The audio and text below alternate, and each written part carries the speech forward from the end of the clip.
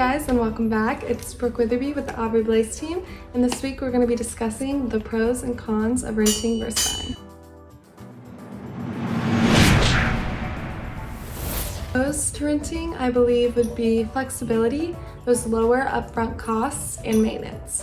When it comes to renting, the flexibility, those contracts are only a year. You could even do month to month at most places. Provides more flexibility if, the next year you decide that area is just not for you, or you want to upgrade your apartment, or just, try out a new location. It would be a lot easier if you were renting. Lower upfront costs are going to be a lot less. With rent, you're paying usually that first month rent, last month rent, security deposit, any like pet fees or whatnot. So those typically are going to be a lot less than closing costs, paying for appraisals, surveys, lender fees. It can be daunting at first and definitely be kind of a pro if you're low on money or don't have much of a savings to rent while you do kind of build up that savings to be able to afford easily a down payment. The third major pro would definitely be just like maintenance. When you rent, you have a landlord who's typically in charge of any repairs or, paying out of pocket for anything that may break or go wrong. So it kind of saves you some money when you do rent. Pros of buying. It can be a potential investment, gain home equity, and stability. In Kansas City, I know houses appreciate about 4 to 6% a year. So as that appreciates, you're just gaining more money in the home. Essentially, if you bought it for $250,000, a couple years from now, you should be able to sell it for a little bit more and profit just off the purchase price alone. And in a lot of cases, with the potential of investments, you can take out the equity you've already had in that home and put it down for a loan on a different property, and then use the home you did have as a rental property, or the new property you build, use that as a rental as well. So you'll be able to build your equity and gain some financial wealth that way.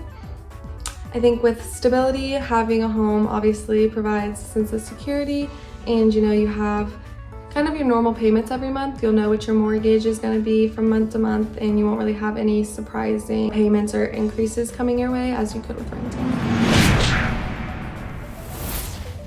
Cons to renting are going to be that lack of equity, limited control, and rent increases. Lack of equity being a huge con.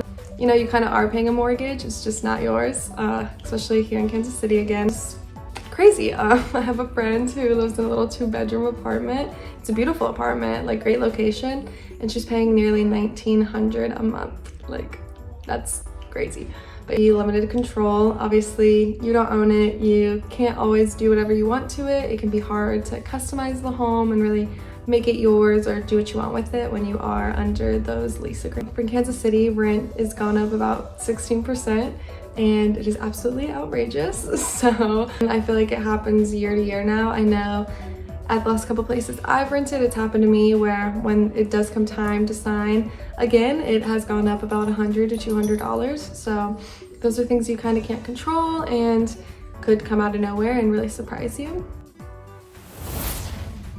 The three major cons of buying, I would say, are market fluctuations, that maintenance, and the higher upfront costs. When you come to buying a house, you're gonna have to come to close with your closing costs, pay off the title, lender, any appraisals, inspections, surveys. So it can be daunting, and it can be a lot more money upfront than renting, as well as those maintenance costs we talked about earlier.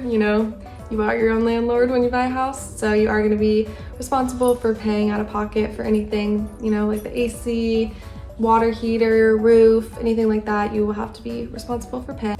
Lastly, a con of buying can be market fluctuations, as we've all seen over the years. Interest rates affect this, whether it's a seller's market, a buyer's market, the area, location, all of these things can become a factor as a homeowner, especially if you're planning to sell that home in the future and make money off of it, or provide it as an investment one day. These can all be things that you'll have to consider.